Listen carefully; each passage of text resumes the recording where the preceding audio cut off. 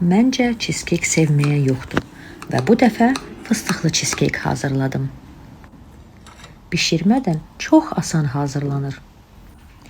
Əminəm ki, hər biriniz bacaracaqsınız. Görünüşü və dadı məncə mükəmməldir. Keçək hazırlanmasına ilk öncə alt hissəsini hazırlayaq.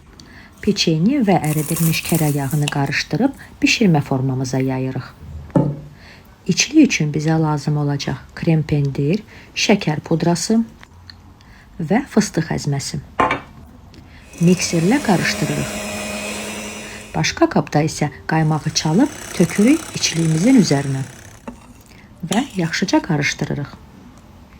İçliyimizi peçenyanın üzərinə töküb və soyuducuda ən azı 6 saat ya da bir gecə saxlayırıq.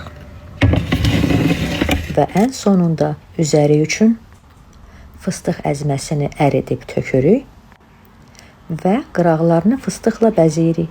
Nuş olsun.